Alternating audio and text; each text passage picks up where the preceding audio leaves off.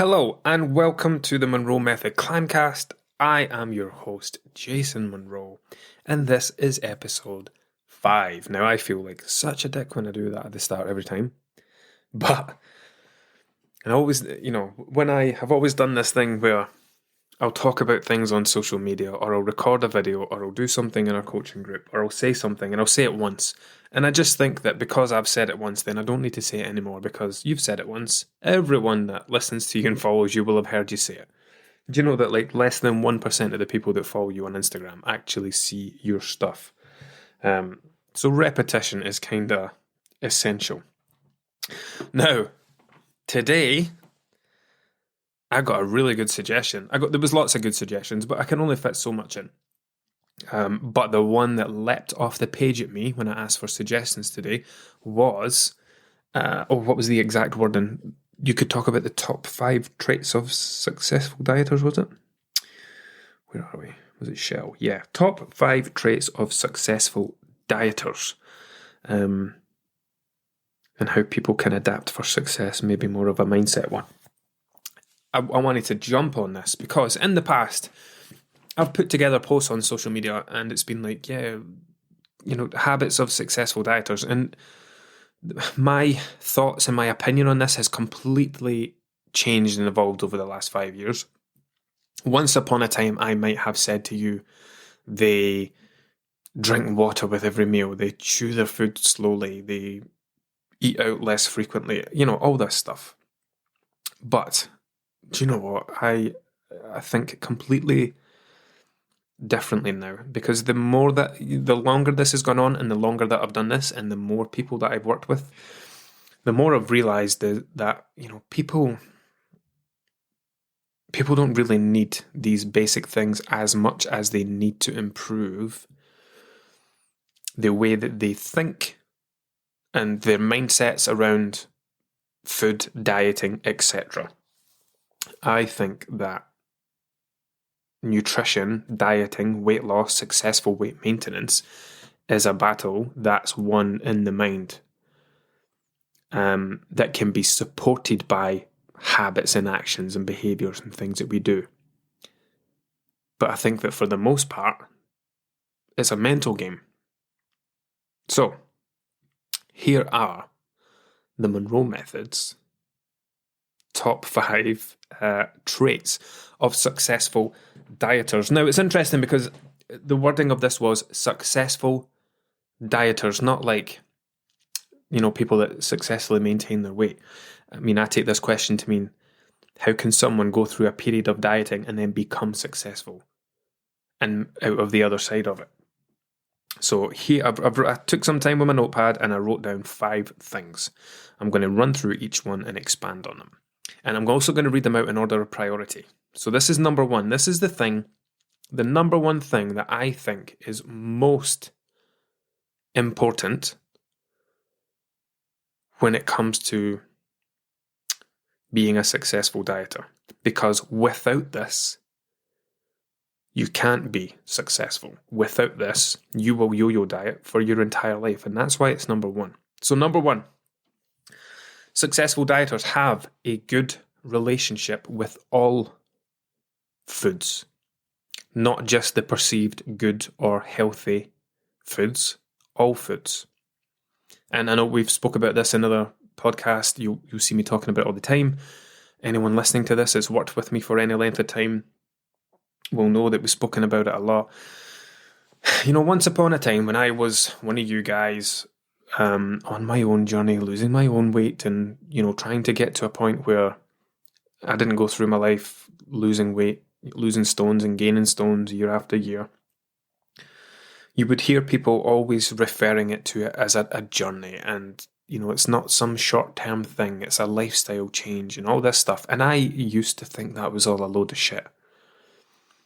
It was like, I don't want any of that stuff. I just want to be less fat than I am just now, please. And I would like that in the shortest time possible. Thank you very much. And if you go through life like that, then you will always go through life like that. There will never be any relief from the endless cycle of weight gain and weight loss. So part of that journey is understanding that you have to improve your relationship with all of the foods and or drinks that you consume. And that comes from a place of it's a complex thing. I can't check just now, but I did talk about it in one of the other podcast episodes. It's probably in the title. Where are we? Spotify.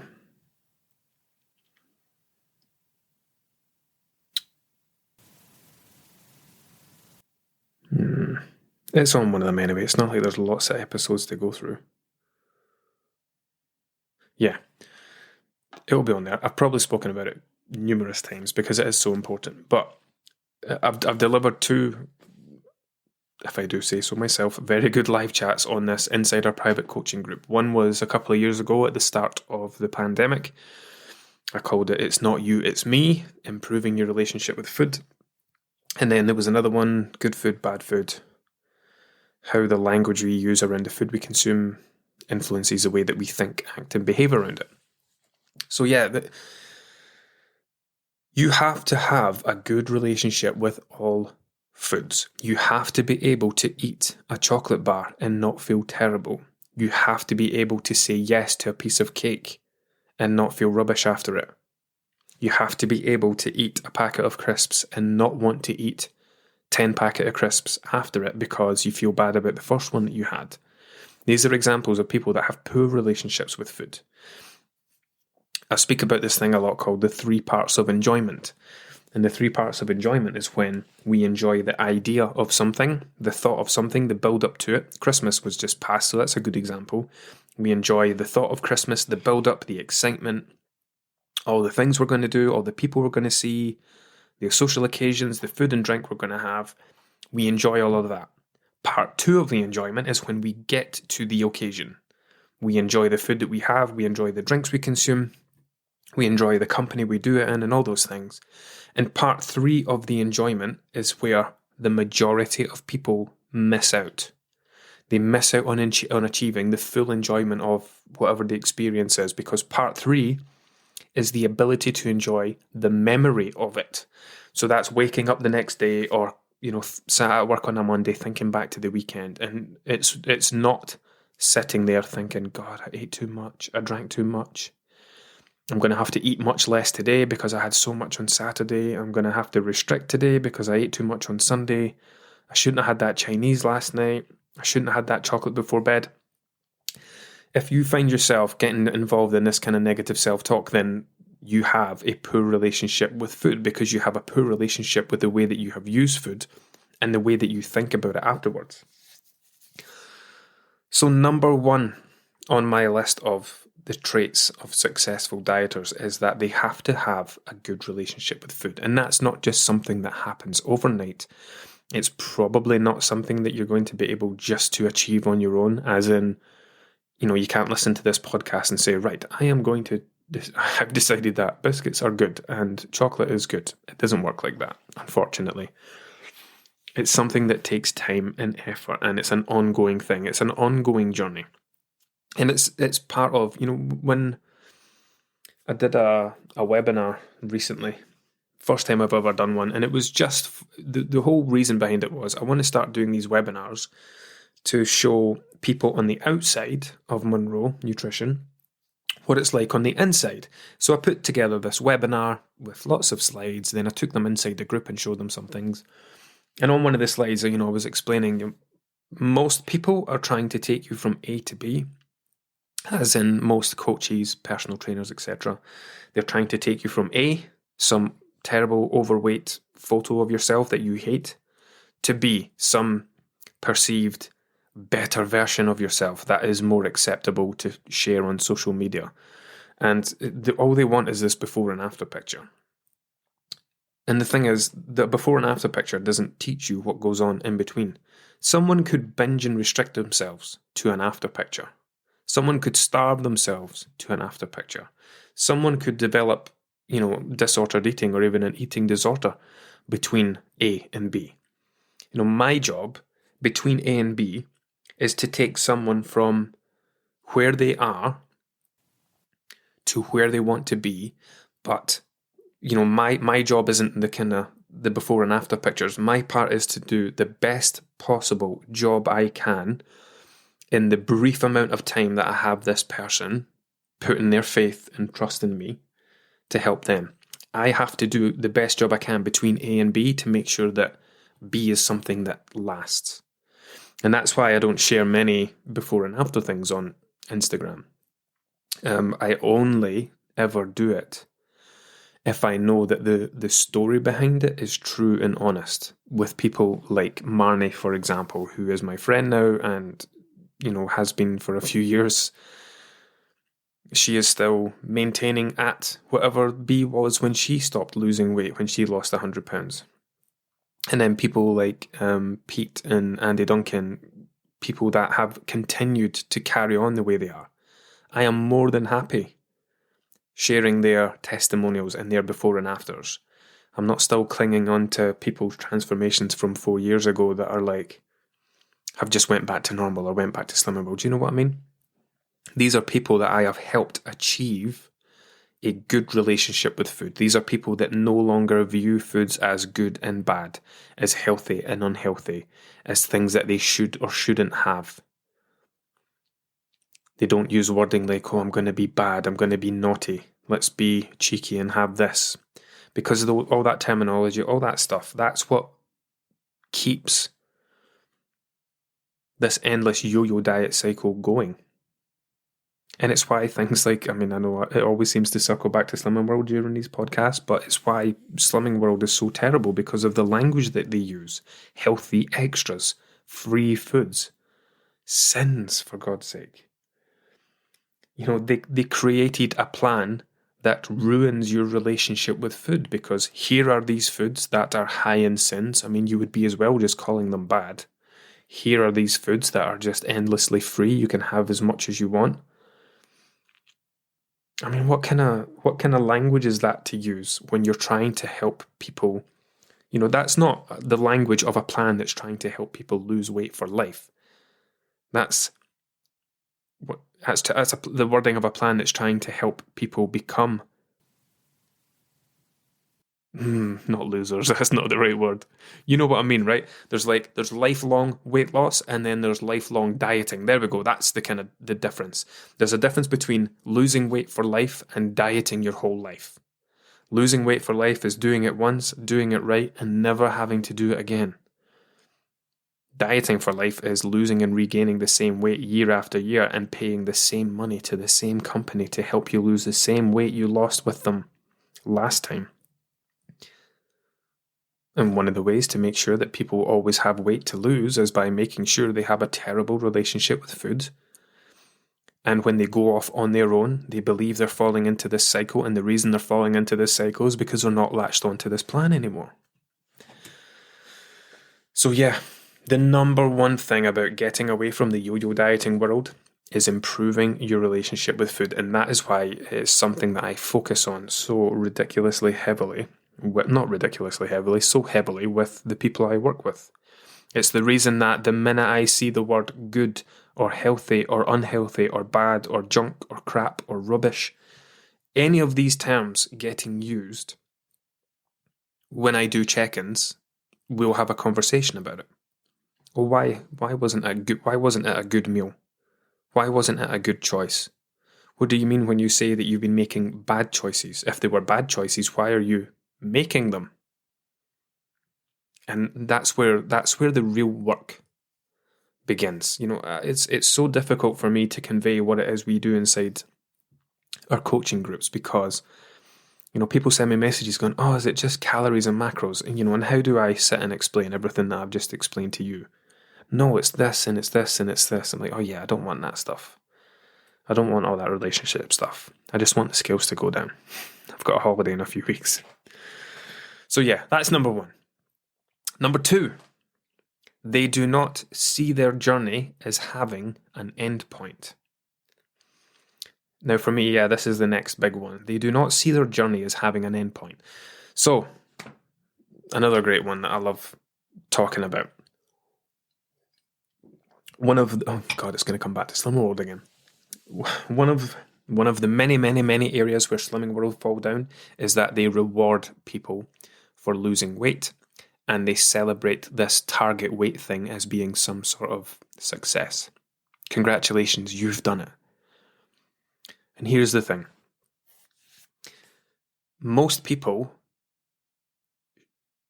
already know how to lose weight. Most people have already lost weight countless times. You listening to this right now, how many times have you lost weight in the last however many years? I asked a question on my Instagram the other day. Here were the 3 questions. How many years have you been dieting for? So when did you first start dieting? Are you still dieting now? How many years is that? How much money have you spent in that time on dieting, roughly? Someone said 10 grand. 10 grand over 20 years, 25 years. And the last question was, do you now weigh more, less, or the same as when you started dieting? And the vast majority of people said they were either the same or more. Now that's mental. When I talk about yo-yo dieting, I use the term that it's like results for hire. So you follow a plan, you pay the money, and then you get to whatever this target is.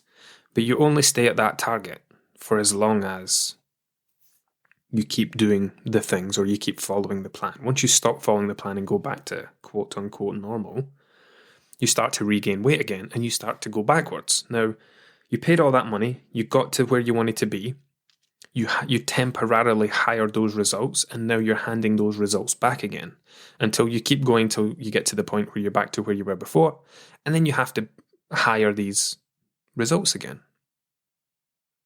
And I believe that one of the reasons that happens is because people treat weight loss as an end goal.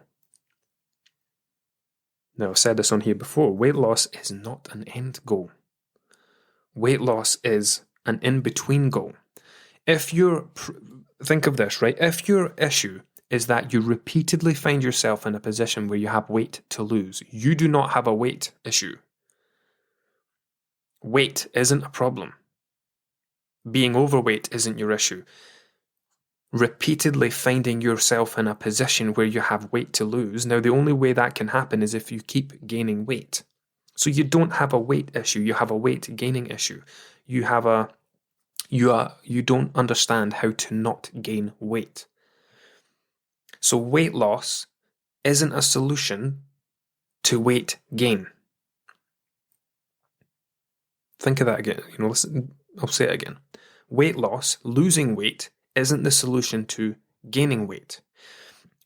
Losing weight is the solution to being overweight, but losing it isn't the solution to why you keep gaining it. Now, and this is where people get it wrong. They tackle the wrong thing. You don't need to know how to lose weight. You already know how to lose weight. You're probably good at it. You've probably done it so many times that you know exactly what. How many times have you said that to yourself? I know exactly what I need to do. I just need to do it. And that comes from treating weight loss as an end goal. When people join Monroe and we establish what their goals are initially, they'll say, oh, weight loss and this and this and this. It's like, yeah, weight loss is a terrible goal. You are a yo-yo dieter. Your end goal should be weight maintenance, learning how to maintain your weight, learning how to not gain weight. That's your end goal. The weight loss part is that annoying thing that we have to do to get to that level where you are around whatever a healthy weight might be or whatever a comfortable weight for you personally might be. That's going to be different for everyone, right? But weight loss is weight loss should be the shortest part of your journey, right? You should spend a year losing the 50 pounds and getting to a healthy weight, and then the rest of your life would be about maintaining that within a range. But people get it the other way around. They'll spend 30 years losing and gaining weight and never maintaining it. Weight loss, it should be the other way around. Weight loss should be the shortest part of your journey. That's why when I first started doing what I do, my kind of slogan was, do it once, do it right, never have to do it again. Because that's what it is. If you do it right, then you will only have to do it once. And you'll do it once, and then once you reset, you're essentially resetting your body weight, getting it to a place where it's healthy or comfortable or, whatever it is that's important to you specifically, your own reasons for doing it. You get to that point, and then the real work begins. And coming back to Slimming World, this is where Slimming World Weight Watchers, anyone else that encourages target weights, target members, gold members, platinum members, like whatever it is, they're creating this situation where you believe you've done it. Oh, that's me, I've done it. Brilliant. I'm a success. And it's not the fucking case at all. It's such an unhelpful way to think. Because once you think you've done it and that's it, the hard work's over, look at everything I've done, look how amazing I am, they even put me on the cover of a magazine. What happens then? When the accolades stop? When you've no real reason to go to group anymore, when all these people around you are still losing weight and you feel like you're the one missing out because you're not getting these exciting losses and things anymore. Because that's a thing as well, by the way. Probably a topic for another time, but people get addicted to the accolades. People get addicted to the compliments. They get a little bit down when the compliments stop and people stop congratulating them. But anyway, that's a different topic entirely. So number 2, they don't see their journey as having an endpoint because it doesn't. It's like saying you want to exercise and then you want to exercise to a point and you go, oh, look at what I've achieved, and then you just stop exercising. That's not what exercise is for. Exercise is a lifelong thing. Your body is the only vessel that you have to carry you from the beginning of your life to the end of your life. And you have a duty of care to your body to keep it in a condition that will help you get as far to that end as you can, I would hope, is the case for most people. So treating your health, your weight, as something that has an endpoint's ridiculous when we think of it this way, right? So when it comes to successful dieters, they don't treat their diet as something that has an endpoint. They don't say that, once I've lost this weight, then that's me done. I can just go back to eating like this. I can just go back to normal. There is no endpoint. And this is why they call it a journey. This is why the guys in my group will tell you, this is why I will kind of pick up on them for using language like on plan, off plan, on track, off track. Our life is not this on plan, off plan, track stuff. Your life is one long plan. Your life is one long track. Life is not something that you can get on and off. Life is not something that you can start and stop. So this on track, off track mentality, this black and white thinking that we use, it's another key driver behind why people kind of repeatedly find themselves in these positions where they have weight to lose again. Life it does have an endpoint, right? But hopefully it's going to be way in the future. It's not just now while you're off track because you had a takeaway last night and now you're going to allow that to rule your whole weekend and you're going to get back on track on Monday. That's such short-sighted thinking, as is, I'm going to diet for this holiday to lose weight and then just eat what I want and worry about the game when I come back. If that's the way that you think, if that's your kind of mentality, then you will be dieting for your entire life. Once you realise that your end goal is to maintain a healthy weight in the long term, for countless reasons that I'm not going to list because I'm already 25 minutes in, I'm only on number 2. Once you realise that weight maintenance is the kind of end goal and weight loss isn't, then you will, I don't know, it's hard to put into words how much of your life could be saved by just treating it in that way. How much money you could save, how much time you could save, how much stress, tiredness, frustration, how much of your mental health you could save. Think about it. What sort of impact does dieting have on you? And how many years have you been putting yourself through the same cycles? Stepping on the scales every morning, wanting them to go down, but they don't. What does that do to you? And yet we put ourselves through it year after year after year. Imagine getting to the... I did a post on Instagram a while ago. I took a picture of me crouching down in my office, right? And then I removed the background, sat me crouching down, looking, and then I put a gravestone in. Here lies Jason Monroe. It was like Slimming World member, 1990 to 2030 or something like that. And like, I can't remember what else was on it. But, it was like, how do you want to be remembered? Do you want to be remembered as the person that dieted for 50 years? Do you want to look back at the end of your life and think, God, how much of my fucking life did I waste sitting in those fucking classes, standing on the scales, counting sins and free foods and healthy extras? Like, when you get to the end of your life, like, you will regret the time that you wasted losing weight, and you will regret that you didn't do it differently, that you didn't do it once, do it right, and then never have to do it again. So yeah, that's number 2. Number 3,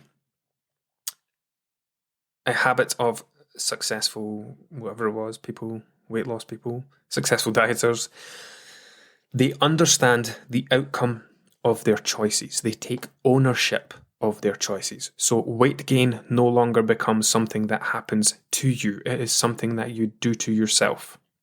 And I know we've spoke about this recently on a podcast where we spoke about the outcome. Every choice that we make, everything that we do has an outcome. And we are just as much choosing the outcome as we are choosing the thing that leads to the outcome. So the example I always use is, nobody says, I'm going out for a drink. Nobody says, I'm going out for a hangover this weekend. Nobody says that. You're not sat in the office on a Friday saying, I am going to get so hungover on Sunday morning, I cannot wait. You don't say that. You say, I'm going out for drinks on Saturday night, I cannot wait. I'm going to have a bottle of wine tonight, I cannot wait. You don't acknowledge the outcome. You don't go on holiday and say, I am going to pile on the pounds this week. I absolutely cannot wait. Cannot wait to get back from that flight next Sunday and step on the scales and see how much weight I've gained. You don't do that. You think of all the food and drink that you're going to eat, all the lounging around you're going to do. We don't acknowledge that we're choosing the outcome. We just choose the things, and the outcome feels like just some side effect that's happened. So understanding that everything that you choose to do, every choice that you make, every decision that you make, someone says every choice has a consequence. I don't like the word consequence because that's a bad thing. But every choice that you make leads to an outcome. If I go out, it's Friday now. If I get drunk tonight, I will have a hangover tomorrow. I am just as much choosing one as I am choosing the other. And when it comes to bringing it back to dieting, if you are going to go out for dinner 3 or 4 nights a week, or have takeaways 3 or 4 nights a week, and make no adjustments the rest of the time, i.e., I'm having a takeaway tonight. If I skip breakfast, have my usual lunch and have my dinner, then that will probably bring me within my kind of balance of nutrition for the day. Or knowing that you are going out for a big meal this weekend and there's going to be lots of drinks involved, maybe this week, instead of having, here's my example from me personally, I usually have like a Magnum or something similar most nights once the kids are in bed and my wife and I are watching something on TV. If I was planning to go out for a meal, I would say, do you know what, I'll skip the Magnum this week, because I know that when it gets to the weekend, it's kind of similar to saving up for a holiday or a luxury. When you save up for a holiday or a luxury, you don't just stop paying the mortgage or paying the bills or paying for your car. You make cutbacks on your luxuries. So it's making a few adjustments to your luxuries during the week to balance out with a bigger luxury at the weekend. It's just one of the many ways that I would approach these things. So understanding that your choices have an outcome. Understanding that gaining weight is a choice. Losing weight is a choice. Maintaining your weight is a choice. You don't just wake up one day and stand on the scales and go, oh, how did that happen? You know how it happened. It happened because of there are a number of things that you are doing that have contributed to that. So I think that successful dieters understand the outcomes of their actions. They understand that they are choosing the outcomes through the choices that they make. And I think when you start to acknowledge that and take ownership of it, rather than burying your head in the sand, do you know what? There was someone who I worked with a few years ago, and she was so into it, so into the process. She was doing Instagram lives, talking about Monroe and how great it was and how much it was helping her. And it was. She was doing absolutely brilliantly. We were making incredible progress. And then she had a big holiday. And she did like a Q&A thing, and I was looking through the answers, and somebody said about, what are you going to do? Are you going to approach this holiday differently? And then she said, no, I'm just going to go enjoy myself and worry about the gain when I come back. And I went, oh no. And we had a chat about it, and I was like, yeah, was that thing that you said on that story, is that your kind of mindset around this? Like, yeah, I work hard. But, when I come back, I'll get back to normal. I get back to my exercise. I get back to my healthy eating and all this. And I was like, oh man, this is all going to fall to pieces. And we had been doing so well. And I tried to explain, I was like, this is part of this black and white thinking. This is part of this on track, off track thing.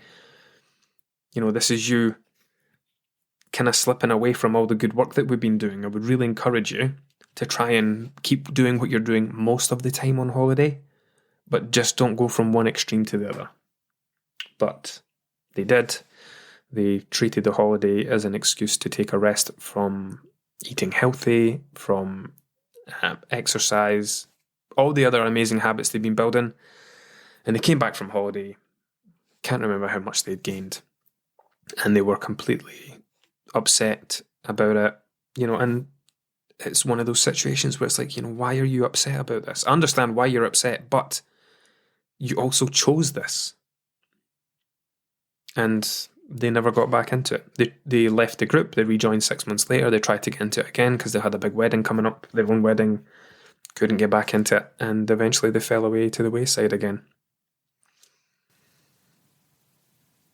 And that was someone that didn't, I want to go enjoy myself. I'll worry about it when I get back. And they knew they were going to have a gain because of the way they were going to do things, but they didn't expect it to be as much as it was. But at the same time, it's like, but it was, your weight's never wrong. Your weight is this after your 2 weeks holiday because you stopped moving and started eating more and drinking probably most days. So yeah, successful dieters, they take ownership of their choices, and that ownership creates a bit of accountability as well. For example, I would love to be able to have a few beers and a takeaway every night of the week because it's fun, it's convenient, there's no washing up to do, it tastes great, and who doesn't love getting tipsy after a few beers? However, those are just a few of the pros. The cons of that, for me, completely outweigh everything. My sleep would be terrible. I'd be a horrible person in the morning. Probably wouldn't be a good parent to be around. I would be a terrible coach because I'd be sat feeling like a bag of crap on check-ins. All these other things. My weight, again, would be an outcome. So when you understand what the outcome of your actions will be, it makes it easier to make the more helpful choice. And when you are taking ownership and responsibility for the choices that you make, it makes it easier to make the more helpful choice. So, that was number 3. Number 4. Number 4 is that they understand that they will gain weight again in the future. And that's okay. And that last part's the kind of key part, the acceptance of weight gain being completely normal. When you go through life terrified of gaining weight, believing that weight maintenance is keeping the scale at an exact number for the rest of your life. If you go through life believing that, and you do step on the scales and you see a number that isn't that exact number or as close to that number as you've created, because you'll create this thing where it's okay, as long as it says this, that's still fine. When you step on the scales and you see a number that's outside of that, then what do you do? How do you react? How do you react to your emotions? And if you're someone that has that kind of all or nothing mentality or black and white thinking, then that's when the path to regaining weight might start again. So one of the key things is understanding that weight gain is a perfectly normal part of life, just as weight loss is a perfectly normal part of life. The difference is we don't set out to intentionally gain weight in the same way that we intentionally set out to lose weight. Now that's kind of contradictory to what I've just said about number 3 being understanding that your weight is the outcome of your choices. But here's the thing. When we are gaining weight, we are not intentionally trying to gain weight. We are doing a bunch of other things that lead to weight gain. When we are losing weight, we are generally intentionally trying to lose weight. And because of that, doing all the things that lead to weight loss. I feel like I said weight gain twice there, I'm not sure. But you know what I meant. Now, because of this, weight gain then becomes this. Again, I suppose there's a lot of this that's intertwined with number 3, where the belief that weight gain is something that just happens to us. And it means that weight gain becomes a bad thing and weight loss becomes a good thing. And that's not the case. Because weight gain is perfectly normal. It is a perfectly normal bodily function. The body fat that you carry is by design. If you've consumed more energy than you've needed, if your consumption matches a level of activity that you aren't doing, then that energy has to go somewhere. And that's why it is stored as body fat. Body fat is your reserve fuel tank to be tapped in at times where there is less food available. So it's perfectly normal to gain weight. It is perfectly normal to gain weight when the nights get shorter, when we spend less time outdoors, when we're not as active, when we are studying or have extended periods of intense work or stressful times at work. Maybe we'll have to spend more time sat down. Maybe we're grabbing food on the go a bit more often.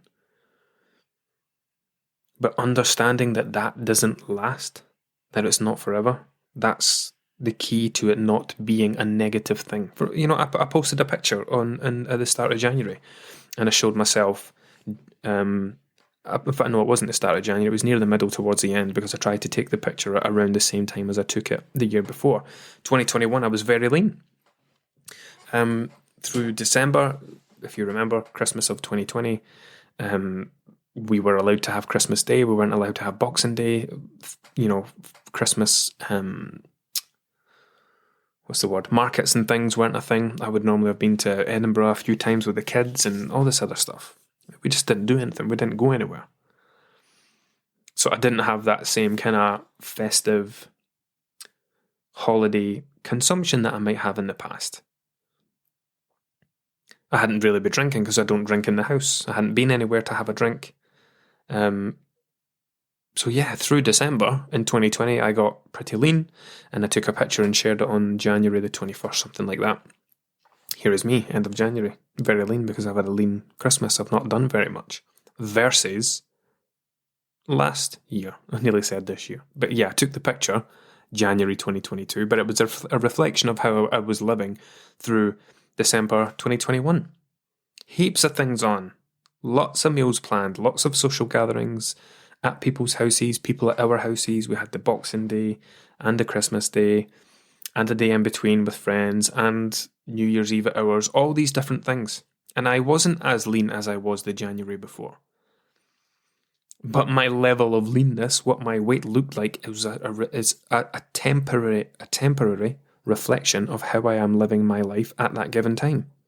Now, you probably wouldn't have been able to see much difference between the photos, but you could see that I was a little bit fuller around the edges, and I notice it because I know where I carry body fat. than I was the year before. And that's fine. It's not an issue. Because it's, your weight will go wherever your lifestyle is. I had an exceptionally busy time. Since New Year's Eve, I have done nothing, and my weight is likely coming down again. Not that I'm monitoring it, but I can feel that it is. Unintentionally. Because of how I'm living my life. Because seasonal weight gain is perfectly normal.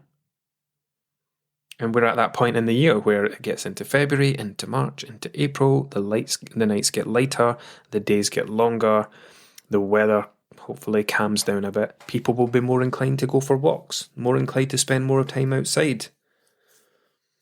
And when we spend more time outside and our activity levels go up, then it's likely that our weight will start to decline. But having that understanding that weight gain is not a bad thing, that you are going to lose and gain weight for the rest of your life.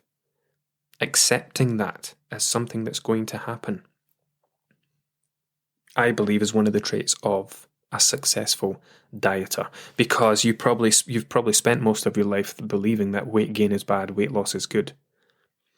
And remember, all these things that you've believed for all of this time, they have all contributed to you being in a position where you are now. Where you're listening to my podcast, where you are in a position where you're still working on, trying to get away from not losing weight all the time. Remember, everything that you have done up until this point has contributed to you being at this point. And if I come back to what I said at the start about the questions I asked on Instagram, all of that money these people had spent over all of these years to weigh more than they did when they started dieting. Everything that they chose, every diet that they went to, it contributed to them still being in a position where they had weight to lose. And people just don't grasp that. They fail to grasp that going to Slimming World for the 20th time is the fucking reason that they are going to Slimming World for the 21st time. Do you know what I mean? So anything, the beliefs that you've held on to, the things that you've done in the past, the things that you keep going back and doing, the things that you keep on believing, these are the things that are keeping you stuck. Nothing changes if nothing changes. Something about you as a person has to change in order for the outcome that you keep experiencing to change. And the things I'm mentioning on this list are probably some of the most helpful when it comes to managing your weight. Now, number 5 is going to be a bit of the odd one out. But I have been saying this a lot in check-ins recently.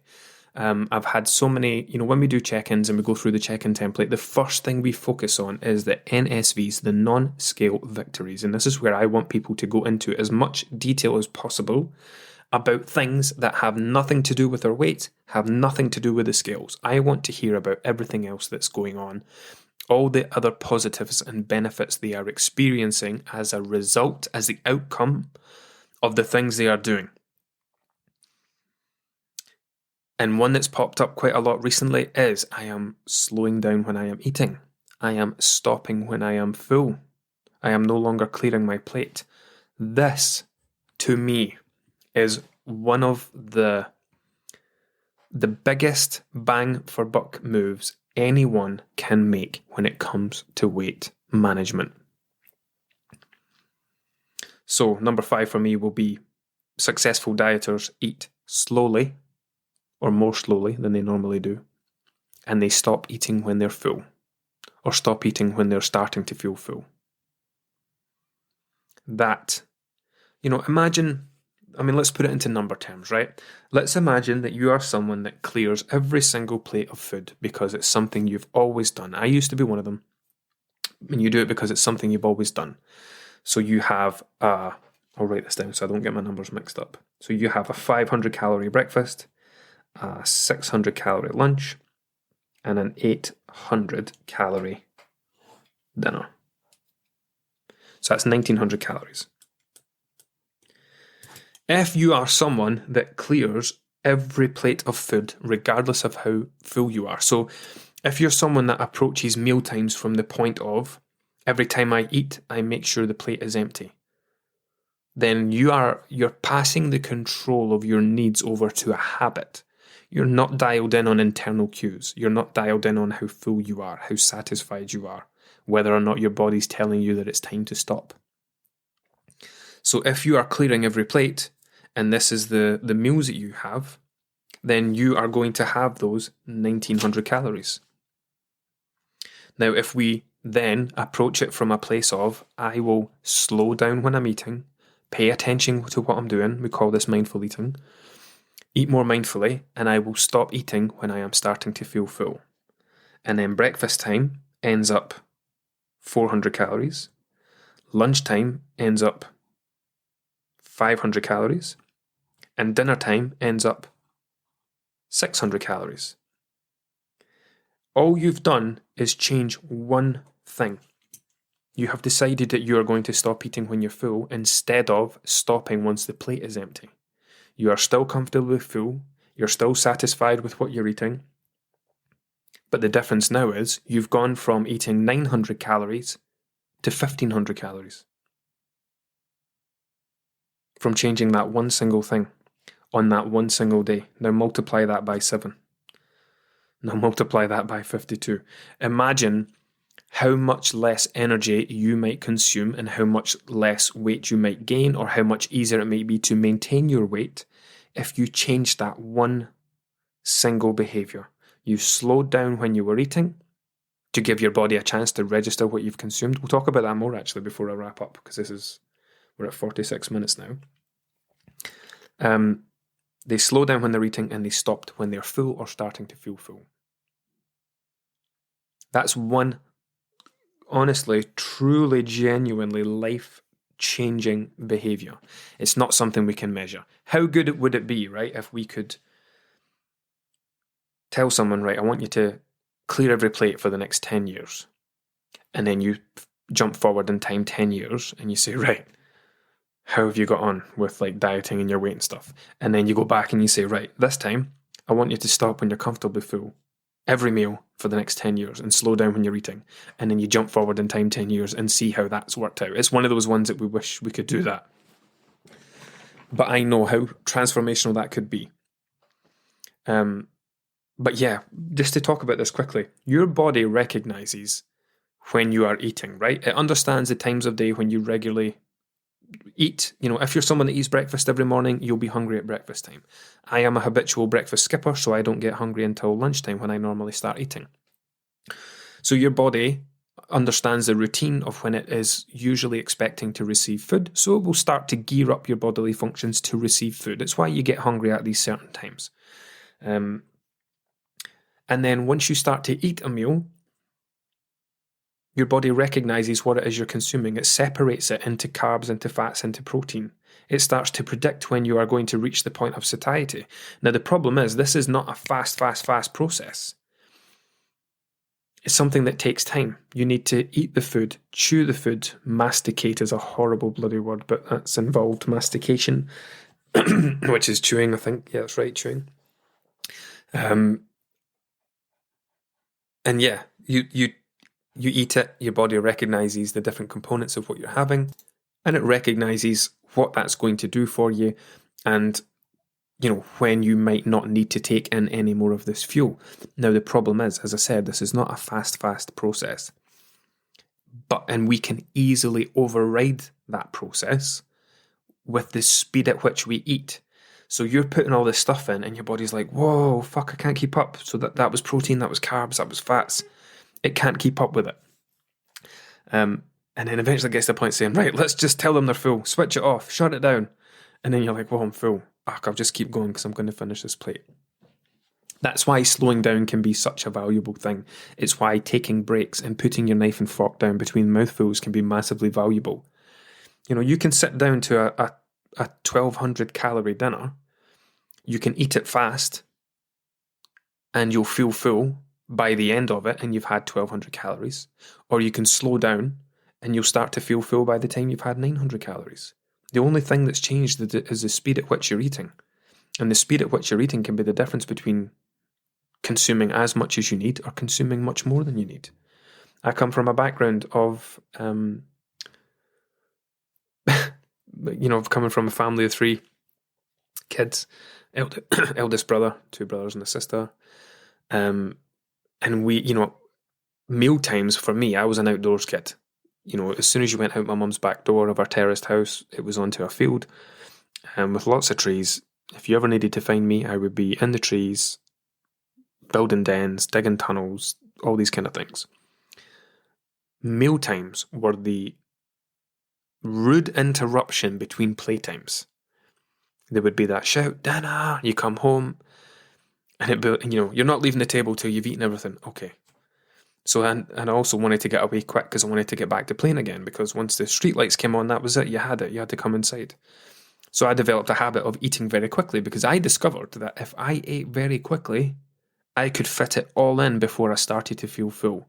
Yes, I would be stuffed after it, but I could get the plate finished and I could get back to playtime. I also got very clever at saving the best for last. I knew that if I ate the least tasty thing on the plate first, how good the last thing I ate tasted would help me override any fullness. Right? So if I was having, I don't know, a cheeseburger and chips, for example, I would eat all of those chips first because they were the boring thing for me. The cheeseburger was the good bit. So fill up on the boring chips, starting to get quite full. Don't worry about it. The cheeseburger, I love cheeseburgers so much that it doesn't matter how full I am, I'll be able to eat that, no problem. It's the reason that we can have desserts when we go out for 3-course meals. You know, you sit and eat your main meal and go, I could not eat another bite. Would you like to see the dessert menu? Yes, please. Because the taste of a dessert is... Imagine we did it the other way around. I'm going to do a post about this. Imagine we had a dessert for a starter. How much of your main do you think you could fit in after you had a dessert? And yet, how much of your dessert can you fit in after you have a main? We'll leave that there on that bombshell. So, quick recap. The 5 traits of successful dieters. Number 1, they have a good relationship with food, meaning you have to, it's not just about making a number on a scale change. It's not just about losing fat. You actually have to change the way that you think, act, feel, and behave around all of the foods you are consuming. Getting rid of negative food labeling and positive food labeling. Getting rid of this idea of healthy, unhealthy, good, bad, etc. Junk, crap, rubbish. Ditching all of that. Because once you ditch labels, you change the way that you behave and think and feel around these foods. Number 2, they don't see their journey as having an end point. They understand that the management of their weight, their duty of care to their bodies is a lifelong thing. Not just, let's get the weight down and go back to normal. Let's get the weight down and go back to normal. Rinse and repeat for eternity. They understand the outcome of their choices. They take ownership of the choices and decisions that they make, and understand that they will all lead to an outcome. They understand that when you make a choice or a decision, you are just as much choosing the outcome that it leads to. And this can help make your decision-making process, you know, the more helpful decisions, the easier ones to make. They understand that they will gain weight in the future, and that is absolutely okay. Weight gain is perfectly normal. It is not a bad thing. It is not the end of the world. That you believe that you think of it that way, is a key driver behind why you keep pursuing behaviours that lead to weight gain. It's why people self-sabotage. Oh, we've already done that, might as well keep it going. I'm just going to go on holiday and do this and I'll worry about it when I get back. We sabotage ourselves because of these beliefs that we hold. And number 5, they eat more slowly and they stop eating when they are full. A life skill that absolutely everyone in the world could benefit from practicing. So as ever, I hope this has been helpful. I hope you've enjoyed it. Again, there is nowhere to give me feedback on these on Spotify or wherever you're listening to it to. I don't know. Wherever you are listening to it. Please feel free to DM me. Please feel free to comment in the group on the Daily Post if you're a member.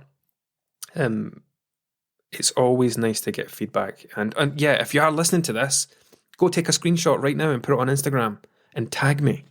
I love sharing those things. And then I can share it and people go, oh, that might be worth listening to. So yeah, until next time, we will catch up in another fortnight.